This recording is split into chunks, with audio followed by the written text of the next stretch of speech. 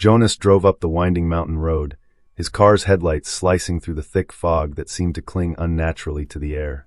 The GPS had long lost its signal, leaving him to rely on the cryptic instructions he had found on a forgotten travel blog. The Refugio das Estrelas Mortas stood atop the highest peak, a place described as an otherworldly retreat for stargazers. Yet, as the silhouette of the building came into view, his initial excitement dissolved into unease. The structure was imposing, an old observatory retrofitted into a hotel, with cracked domes reaching skyward like broken fingers. It stood isolated, with no other buildings or signs of life in sight. The air felt heavy, as if the mountain itself resisted his arrival. The closer he got, the more unsettling the details became. The windows of the hotel glimmered faintly, not from the warm light of occupants, but with an eerie, pulsating glow that resembled the cold light of distant stars. There were no cars in the gravel parking lot, only the faint impression of tire tracks that seemed to vanish halfway up the drive. As Jonas stepped out of the car, the silence was deafening. No rustle of leaves, no chirping of crickets, just an oppressive stillness that made his ears ring. The main door was ajar, creaking softly in the windless night. A brass plaque by the entrance read, Refugio das Estrelas Mortas, where heaven meets earth. He hesitated, his gut screaming at him to turn back, but his curiosity outweighed his dread. Pushing the door open, he was greeted by a wave of cold air that carried a faint metallic tang, like the scent of old blood. The lobby was dimly lit, the only illumination coming from a grand chandelier overhead. Its lights flickered inconsistently, casting shadows that seemed to dance across the room. Jonas approached the reception desk, but no one was there to greet him. Instead, a small, handwritten sign sat on the counter. Check yourself in. The stars are waiting.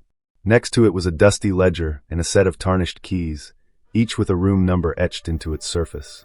The pen used to sign the guest book looked ancient, its ink black as the void. As Jonas flipped through the pages, his heart sank. The guest names were neatly written, but all of them had a single word scrawled next to them in red ink, missing. A soft noise broke the silence, a distant hum, almost imperceptible, like a low-frequency vibration. Jonas looked up, scanning the room, but saw nothing. The sound grew louder, then suddenly stopped, leaving the air thicker than before. He felt as though invisible eyes were watching him, scrutinizing every movement. His hand trembled as he picked up the key labeled Room 13, its metal icy against his skin. As he turned toward the staircase, something caught his eye, a mirror on the far wall. Its frame was ornate, tarnished silver carved into swirling constellations. But the reflection was wrong. The room behind him looked darker, and in the reflection, faint shadows moved where there should have been none. A chill ran down his spine as he stared into the glass, half expecting one of the shadows to step forward.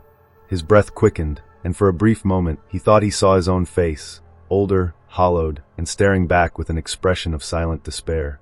Jonas tore his gaze away and climbed the stairs, each creak of the wood echoing unnaturally.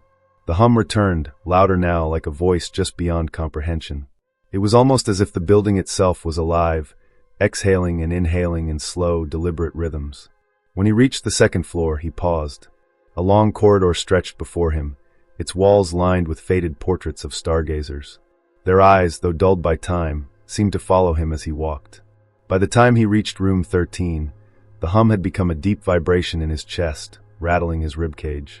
He inserted the key into the lock, his fingers trembling.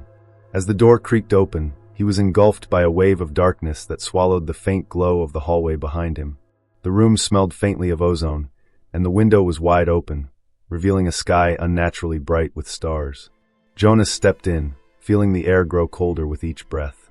He couldn't shake the feeling that he had crossed a threshold, not into a hotel room, but into something far more sinister, a place where reality thinned and the stars stared back. Jonas couldn't shake the unsettling familiarity of the place. As he wandered the dimly lit corridors of the hotel, his fingers traced the cracks on the aged walls.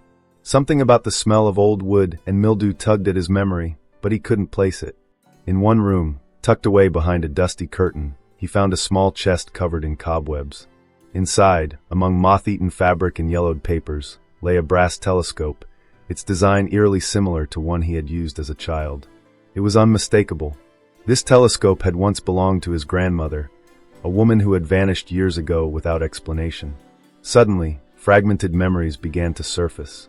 He recalled his grandmother whispering cryptic warnings during their stargazing sessions. Not everything in the sky is meant to be seen.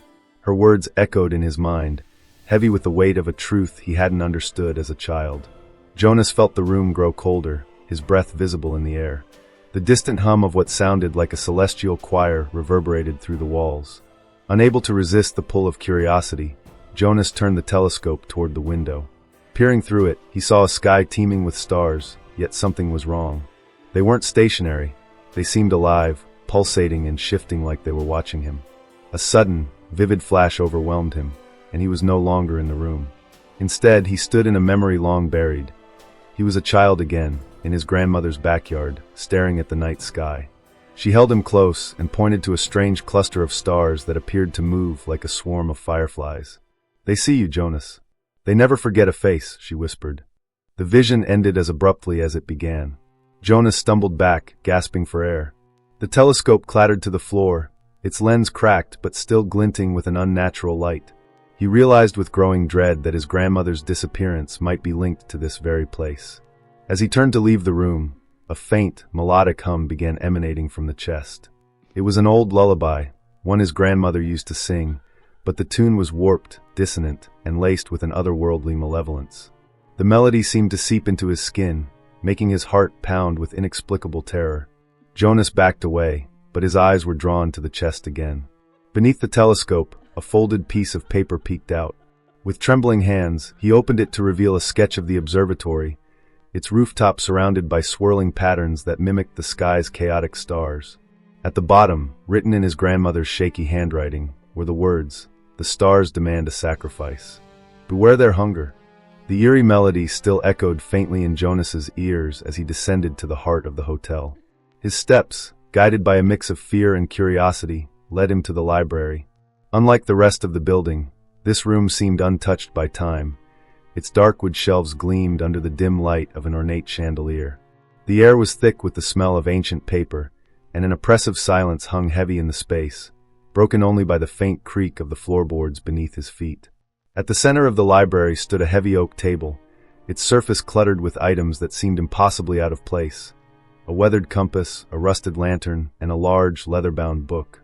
The book's cover was unmarked, but the leather seemed alive, pulsating faintly as though it were breathing. Jonas hesitated, but couldn't resist opening it. The pages were filled with names, each meticulously recorded alongside dates and cryptic phrases, claimed by the void, swallowed by the abyss, and consumed by the hunger of the stars. As he turned the pages, his own name appeared, followed by today's date. His breath caught in his throat, and a chill ran down his spine. Beneath his name, the words, "The sky will take its toll," were etched in deep, jagged strokes. Trembling, he slammed the book shut, but the words had already seared themselves into his mind. A low, guttural noise filled the room, making Jonas whirl around. The walls of the library began to shift, the shelves stretching unnaturally high, and the chandelier dimmed until the only light came from the glowing book. A voice, hollow and otherworldly, resonated through the air. "The stars demand a choice. You cannot leave unmarked." In the center of the table, the compass spun wildly, its needle glowing with an unnatural light. Next to it, the lantern flared to life, casting shadows that danced like living entities. The voice continued, growing louder and more urgent. "Sacrifice a piece of yourself, or face eternal darkness." Jonas realized the voice wasn't offering an escape, but an ultimatum. The compass pointed toward the door, its light pulsating in sync with his racing heartbeat.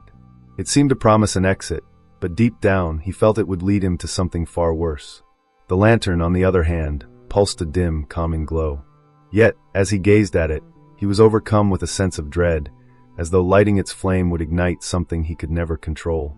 Tears welled in his eyes as he realized the true stakes. The voice hissed again, insistent. "Choose, or the stars will choose for you." Jonas's mind raced. If he left the room guided by the compass, he feared he would lose himself in the infinite abyss of the cosmos, just like the others whose names were written in the book. If he took the lantern, he might summon the entity that haunted this place, binding himself to its will.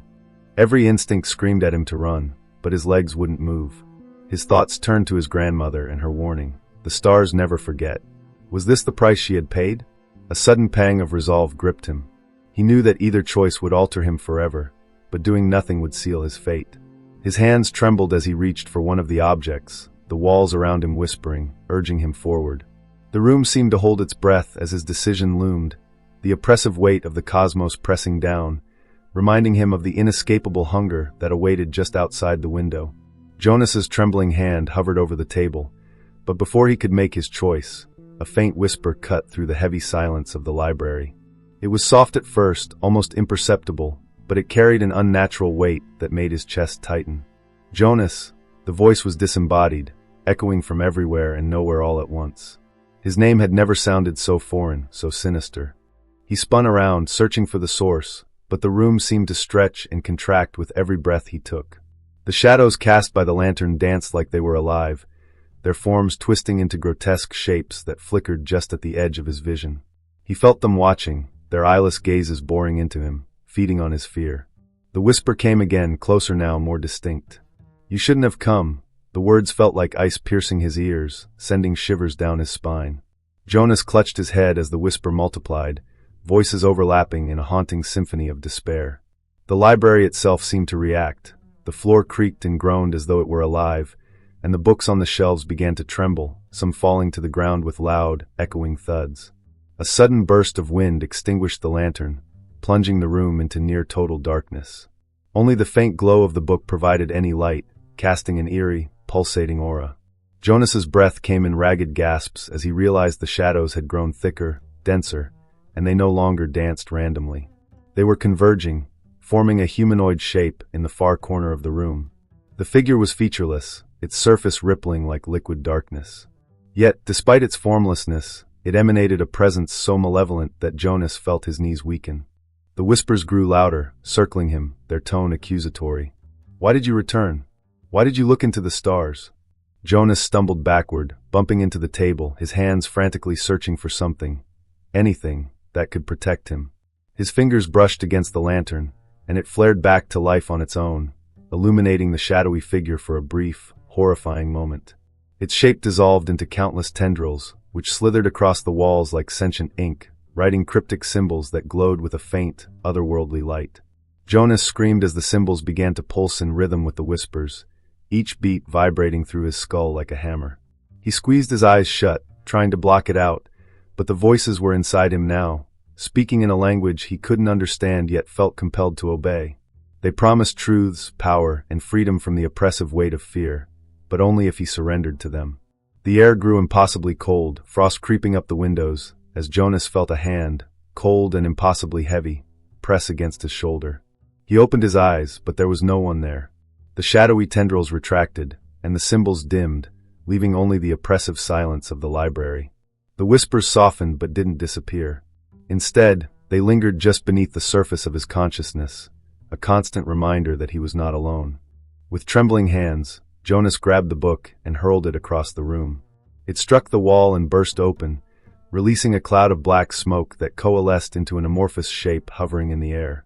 The whispers turned to screams, and the entity spoke in a guttural, distorted voice that shook the very foundations of the library. "You have seen too much. You are marked."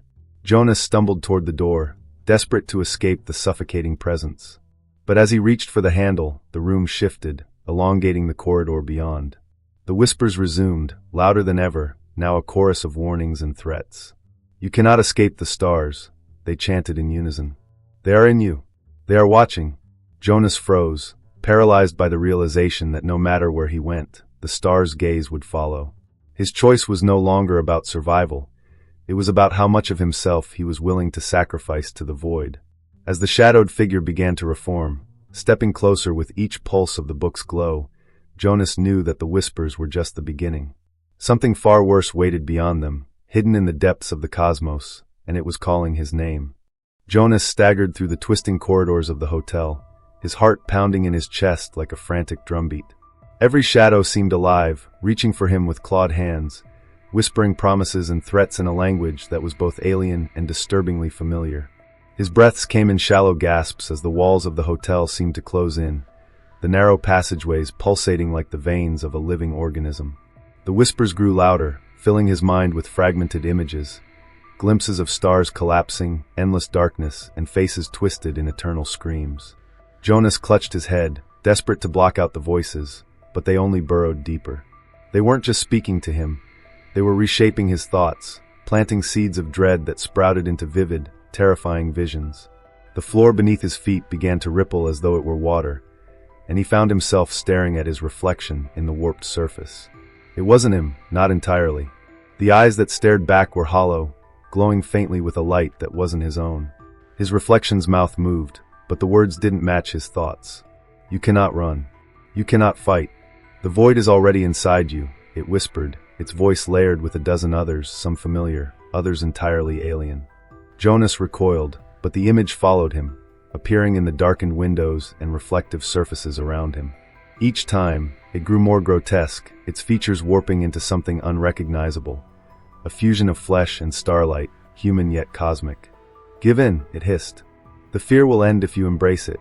The whispers morphed into a seductive melody, one that promised relief from the suffocating terror. Jonas felt himself drawn to it, the sound tugging at the edges of his sanity. For a moment, he considered surrendering. Could it truly be worse than the unrelenting torment? His vision blurred, and the walls of the corridor dissolved, revealing a vast, infinite expanse of stars.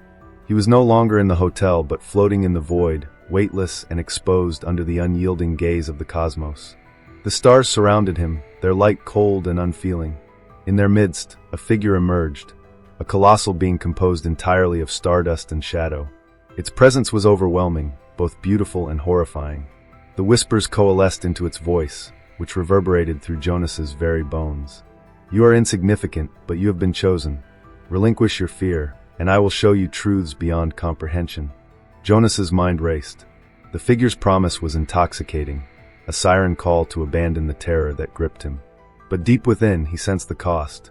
The visions of others who had succumbed flashed before him, their faces twisted into hollow masks, their identities consumed by the entity's endless hunger.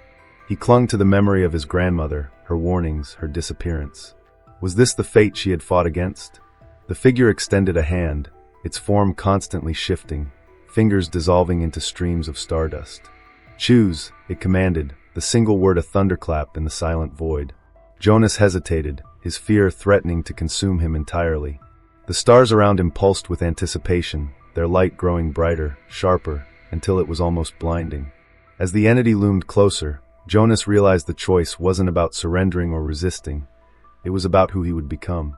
Would he let the fear define him, or would he find the strength to defy the infinite void? The melody of temptation grew louder, almost deafening, as the stars began to swirl, forming a vortex that threatened to pull him into its depths. Jonas clenched his fists, his nails digging into his palms. The pain grounded him, cutting through the haze of fear. He stared into the entity's shifting form, its hollow eyes gazing back with infinite patience. For the first time, Jonas found his voice, trembling but resolute. "I will not be your pawn," he whispered, the words barely audible but carrying the weight of defiance. The stars around him flickered, their light dimming, as though they were recoiling from his rejection. The entity tilted its head, its form momentarily wavering, before it let out a low, guttural sound, a laugh or perhaps a growl. "Then you will face the abyss alone," it said, its voice a chorus of malice and pity. In an instant, Jonas was back in the hotel, sprawled on the cold floor of the corridor. The whispers had receded, but their presence lingered like a phantom pain. The shadows no longer reached for him, but they watched, ever present and patient. The terror remained, a weight he could never truly escape, but he had resisted for now. As he stood, trembling and alone, he realized that the void wasn't just out there. It was within him, waiting for the next moment of weakness to strike. Jonas's steps echoed hollowly as he ascended the narrow, spiral staircase leading to the observatory's rooftop. Each creak of the ancient wood beneath his feet felt like a warning, yet something compelled him forward. The whispers had faded, replaced by a suffocating silence that was somehow worse. His breathing was shallow, his mind teetering on the edge of panic as he reached the final step and pushed open the heavy iron door. The night sky above the observatory was unlike anything he had ever seen. The stars were impossibly close, burning with an intensity that made them feel alive, as if they were watching him. The air crackled with an otherworldly energy, and Jonas felt the weight of their gaze pressing down on him, threatening to crush him under its unfathomable scrutiny. In the center of the rooftop stood the telescope, a towering, intricate machine of brass and glass that pulsed faintly, as though it were breathing. Its lens was aimed directly at a cluster of stars that seemed to shift and writhe like living entities. Jonas approached the telescope with trepidation, his eyes drawn to a book lying open on the control panel. The pages were filled with diagrams of constellations that didn't belong to this world and equations that defied comprehension. Beneath the diagrams, a single phrase was scrawled repeatedly in a frantic, looping hand. "The sky demands its due." As he touched the telescope, a jolt of energy surged through him, and the stars above seemed to grow brighter, their light piercing and invasive. A voice, deep and resonant, echoed in his mind, not a whisper this time, but a deafening roar. "You are the bridge. You are the sacrifice." The telescope's lens began to glow, projecting a beam of light into the sky that formed a swirling vortex. The stars above twisted into an impossible geometry, creating shapes that defied logic and made his head throb with their sheer wrongness. Jonas staggered back, clutching his temples as visions flooded his mind. Galaxies collapsing into themselves, endless voids swallowing entire civilizations, and faces, countless faces, frozen in eternal terror. Among the chaos, he saw her. His grandmother's face appeared in the vortex, her eyes filled with a mix of sorrow and urgency. Her voice cut through the cacophony, faint but clear. "Jonas, you must stop this. Close the bridge, or the void will consume everything." The telescope shuddered violently, the machinery groaning as though alive. Jonas realized the vortex was growing, pulling the stars themselves into its swirling maw. He felt the pull, too, a force that seemed to reach not just for his body but for his very essence. The telescope wasn't just a machine, it was a gateway, and he was its key. Desperation gripped him as he scrambled to the control panel. The dials and switches were incomprehensible, their labels written in the same alien script that adorned the library walls. The stars above pulsed with anger, their light turning a sickly red as the vortex intensified. The voice returned, louder than ever, shaking the very air around him. "You cannot resist. The sky owns you." Jonas's hands trembled as he tried to decipher the controls. His grandmother's voice echoed again, faint and fleeting. "Sacrifice, but not yourself. There is another way." Her words brought a flicker of hope, but also dread. What did she mean? His eyes fell on the telescope's lens, now glowing with a blinding intensity. It was clear. The machine demanded a cost, and if he didn't act, it would take everything. With no other option, Jonas grabbed the telescope's main lever, pulling it with all his strength. The machine roared to life, the vortex shifting and shrinking, but its pull grew stronger. The stars screamed, a sound that was not heard but felt, reverberating in his very bones. Jonas felt himself being pulled toward the telescope, his body and mind unraveling as the void reached for him. In that moment, he made his decision. Reaching into his pocket, he pulled out the cracked telescope his grandmother had left behind. He placed it in the machine's path, its fragile lens aligning with the larger telescope's beam. The light fractured, splitting into countless shards that pierced the vortex. The stars above writhed in agony, their forms collapsing into themselves as the bridge began to close. The rooftop trembled violently, and Jonas was thrown to the ground. The vortex shrank, its once overwhelming light fading into nothingness. The night sky returned to its natural state, quiet and indifferent. The telescope, now silent, was nothing more than a lifeless relic. Jonas lay on the cold rooftop, his body aching and his mind shattered. The cost of his defiance weighed heavily on him. He had sacrificed a piece of his grandmother's memory, the only tangible connection he had to her. But the bridge was closed, and the star's hunger had been thwarted, at least for now. As he stared into the sky, the faintest glimmer of a star flickered out, leaving behind an emptiness that seemed to mirror the void within him. The silence was deafening, yet it carried the weight of an unspoken truth. The sky never forgets. Jonas barely managed to pull himself to his feet, his legs trembling under the weight of exhaustion and fear. The rooftop was eerily quiet now, but the silence felt wrong, like the calm before an unimaginable storm. He glanced at the telescope, its once vibrant glow extinguished, but he knew the danger hadn't passed. The stars above seemed dimmer, yet their oppressive presence lingered, watching, waiting. Then it happened. A low, guttural rumble emanated from the sky, like the growl of a predator announcing its presence. The stars began to shift unnaturally, coalescing into a single, massive point of light that burned brighter than the moon. It descended slowly, casting an otherworldly glow over the rooftop. Jonas shielded his eyes, but the intensity of the light seemed to pierce through his very soul. From the light emerged a figure, a manifestation of the void itself. Its form was impossible to fully comprehend, shifting between human-like and grotesque, its body made of shimmering stardust and swirling shadows. Eyes that weren't eyes stared at Jonas, their gaze filled with an infinite hunger. When it spoke, its voice was a cacophony of whispers and screams, layered in a way that made Jonas's head pound. "You have defied the stars," it hissed. "You were meant to be the key, yet you dared to close the bridge." Jonas's mind raced. This entity was no mere shadow or whisper. It was the source of everything. The void, the hunger, the whispers that had plagued him. He realized now that it had been manipulating him all along, guiding him toward this moment. The telescope, the vortex, even the memory of his grandmother, they were all pieces of a cruel game, and he was its pawn. "You took everything from me," Jonas shouted, his voice trembling with rage and fear. "My family, my sanity, why? What do you want from me?"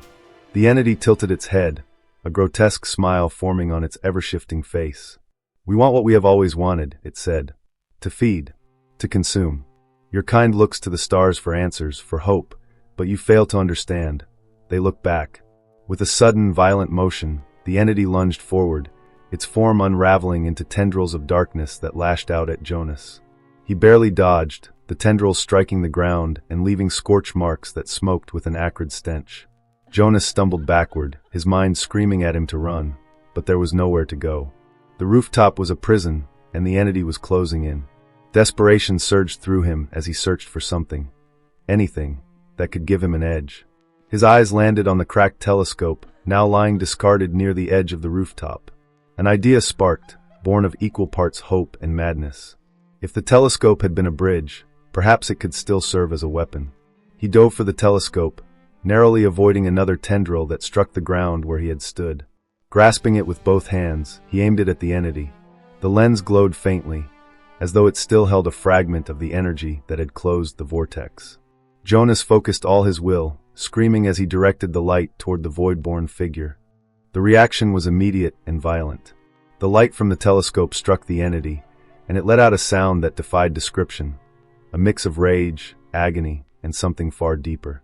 Its form writhed, the stardust and shadows breaking apart like ash in the wind.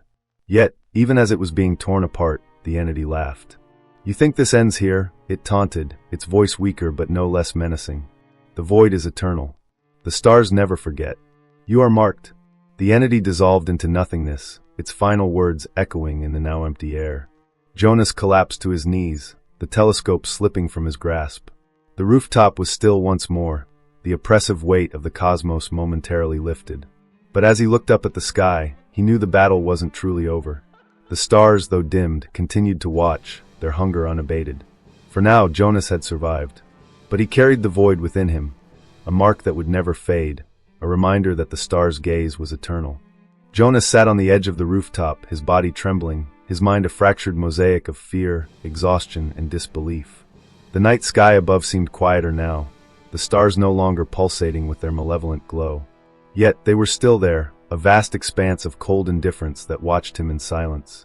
He had survived, but he knew this was not a victory. It was a reprieve. The air around him was heavy, thick with an otherworldly stillness. The telescope lay shattered at his feet, its once glowing lens reduced to shards that shimmered faintly in the moonlight.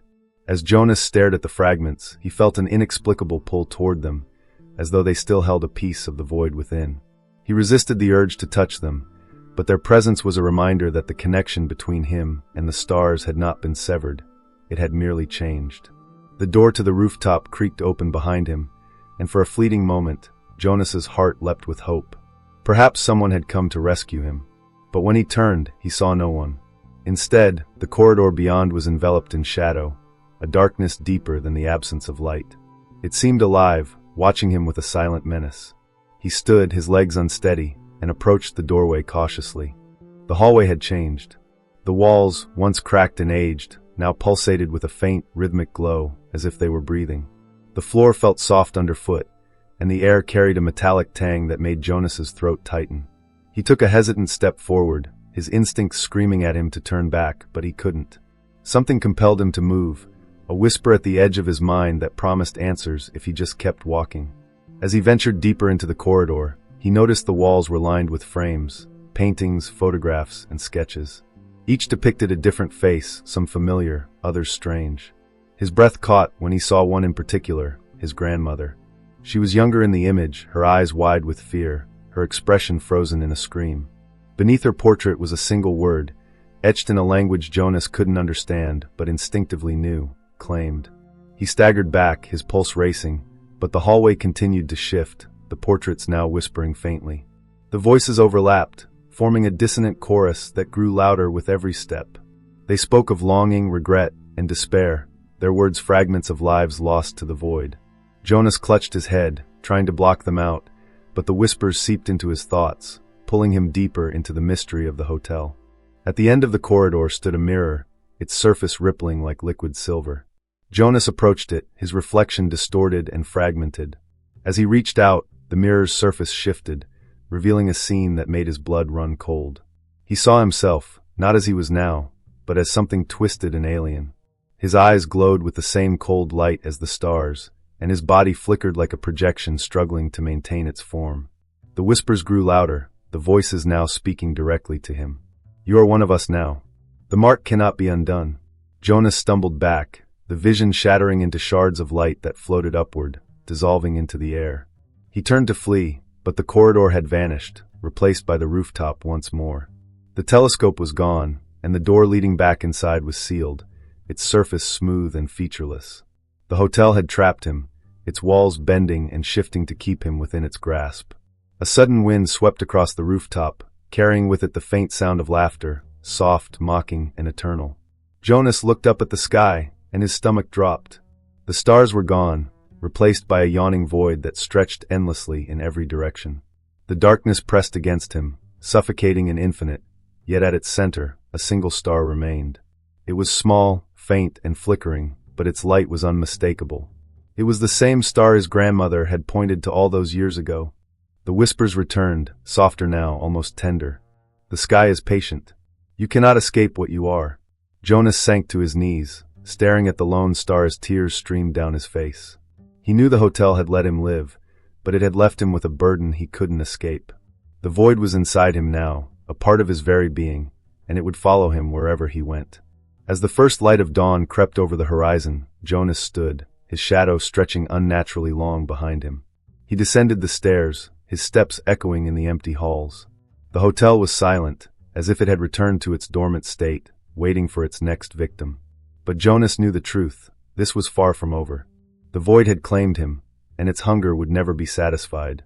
As he stepped outside, the wind carried a final, chilling whisper: "The stars never forget." Jonas looked back at the hotel, its windows dark and lifeless, and felt a shiver run down his spine. He turned away, walking into the dawn, but the void's presence lingered, a constant shadow at the edge of his mind. Somewhere in the endless expanse of the cosmos, the stars watched, waiting for the moment when they would call him back.